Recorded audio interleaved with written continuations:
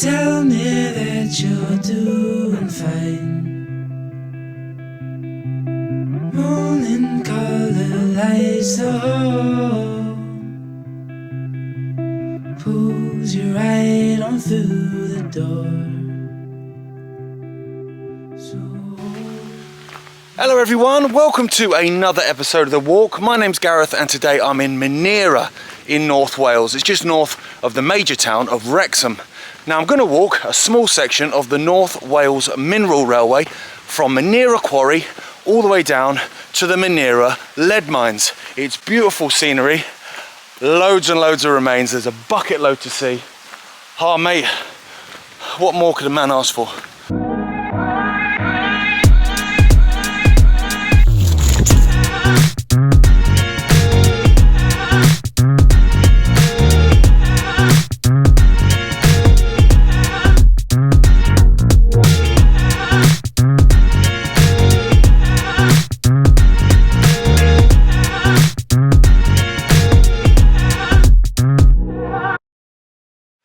Okay, so before we get stomping, this is where I am, right in the middle of that Minera quarry. It's absolutely enormous, and I'm going to follow it all the way down, clinging to the edge of the valley until I hit the Minera Lead Mines.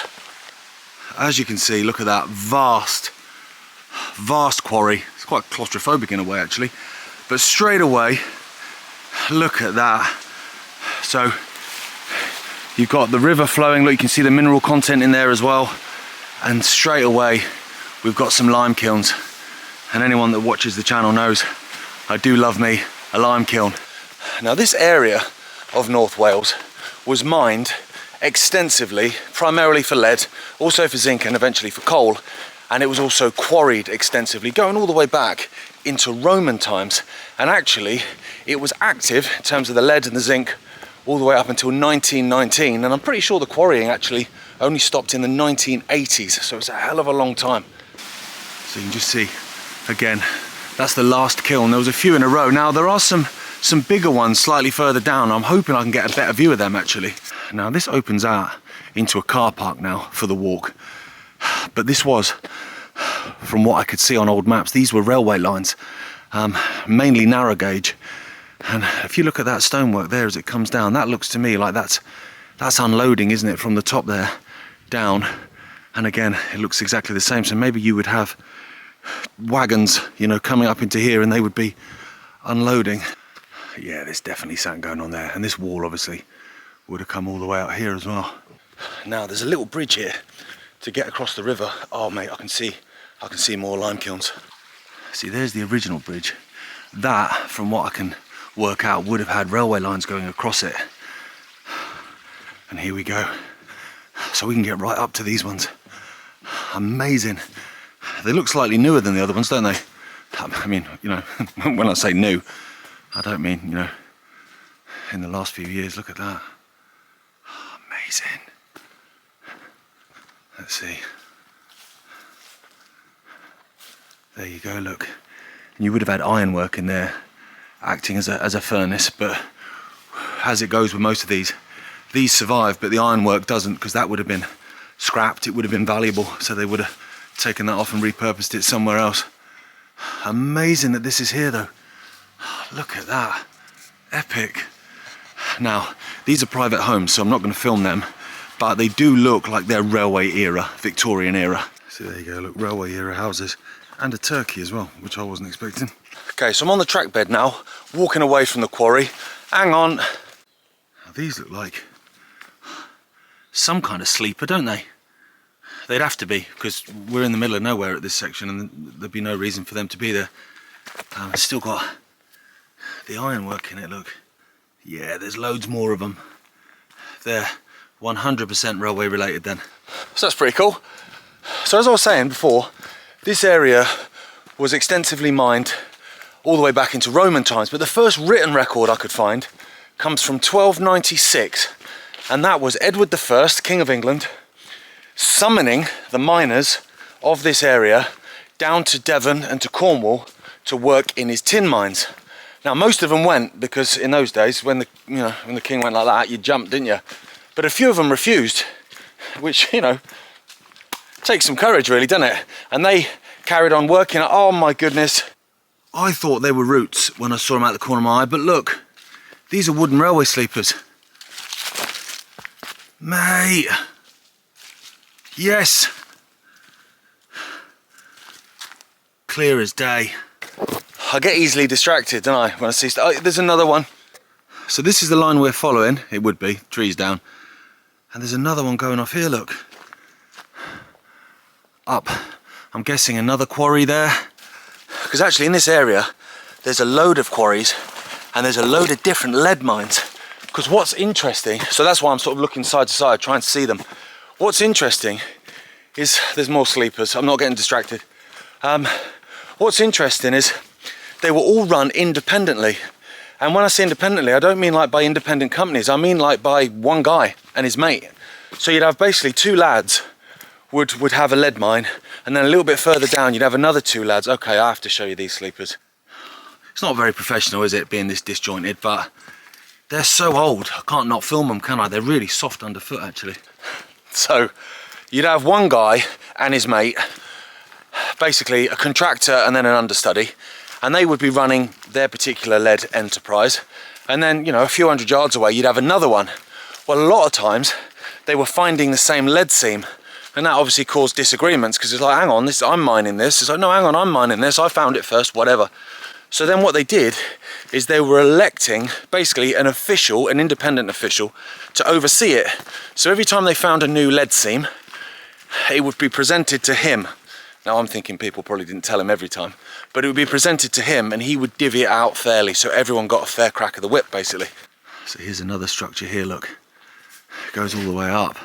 So these could be loading platforms, couldn't they? So in the trees behind, they're basically, there's quite a lot of signs basically saying uncharted, you know, lead mines and shafts and stuff. So I'm not going to go clambering up there. I could end up, you know, with Gollum in Middle Earth or something. So I'm not going to bother risking it. But I assume they would bring, obviously, the minerals to here and it would be loaded onto the trains maybe. And so what I could see from that particular arrangement of these independent people electing an overseer that would, you know, divvy it out fairly, that went all the way through the 15th, 16th, 17th, 18th and 19th century. It was something that clearly worked. They clearly thought it was, you know, it was fair to everyone. And so they kept that going, and it was that way until the end, eventually closing in 1919.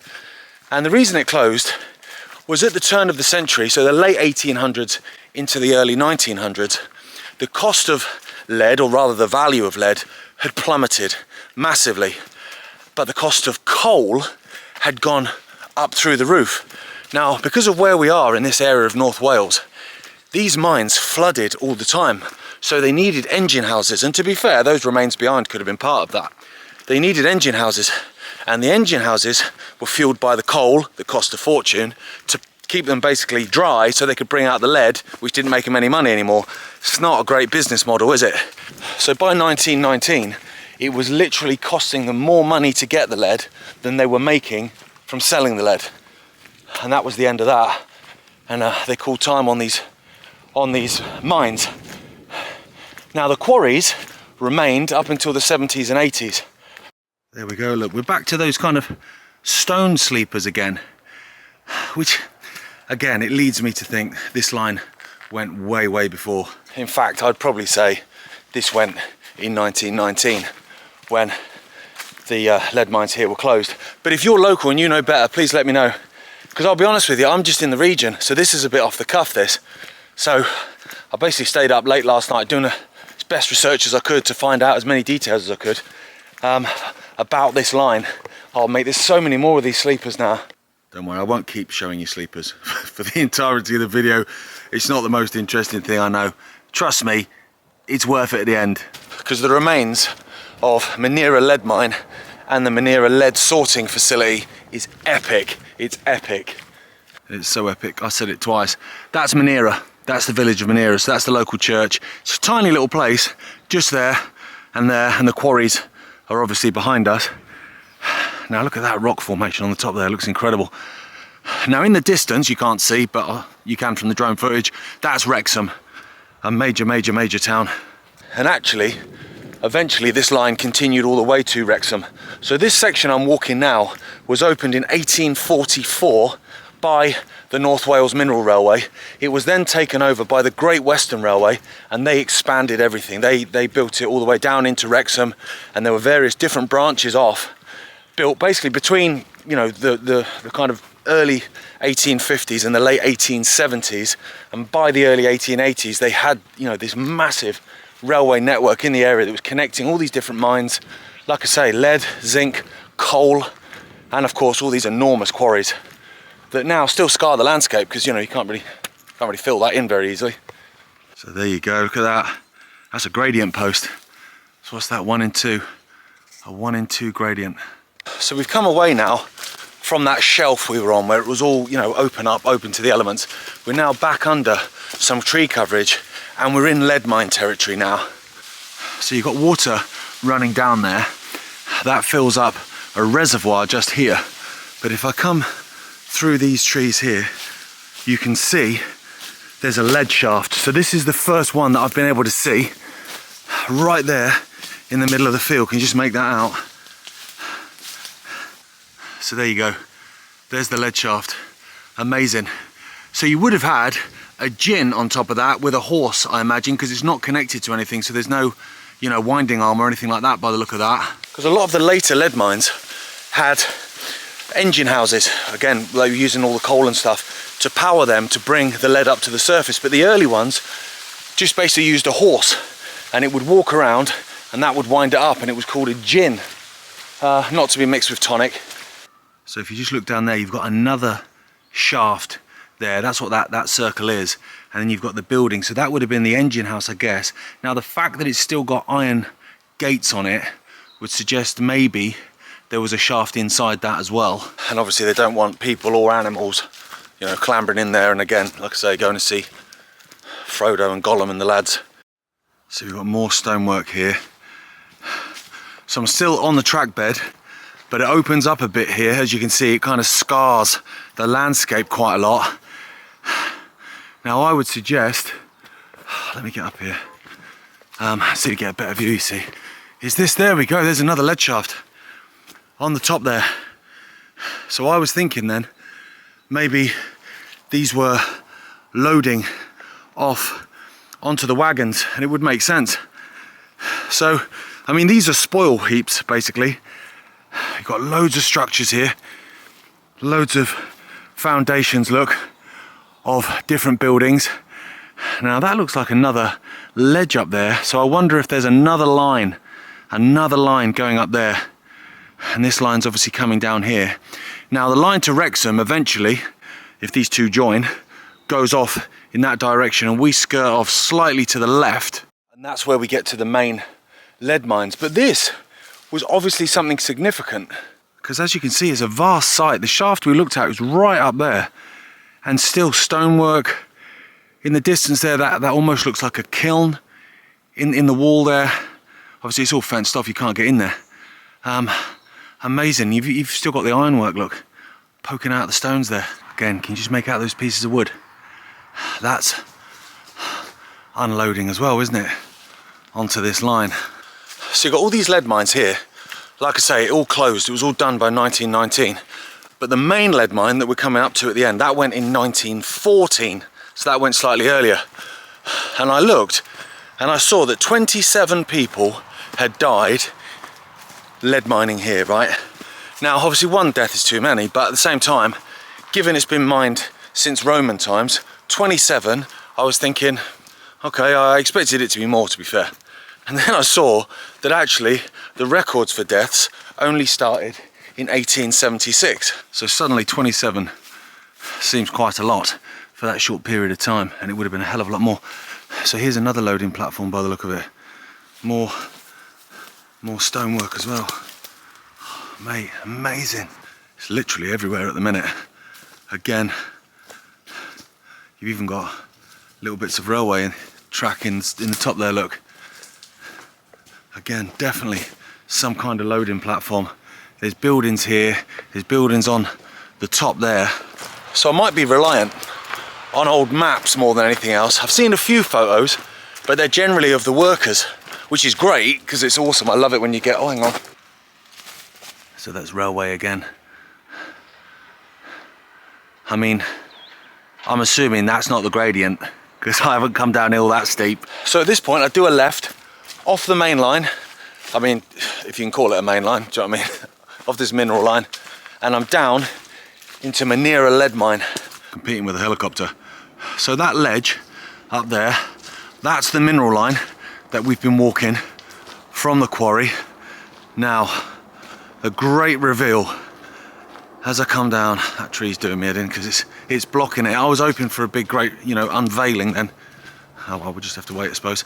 So look, you got a little reservoir there, and I'm pretty sure I can make out a ladder. Looks like a steel ladder going down into that. But look at that, mate. I mean, that's been refurbed, isn't it?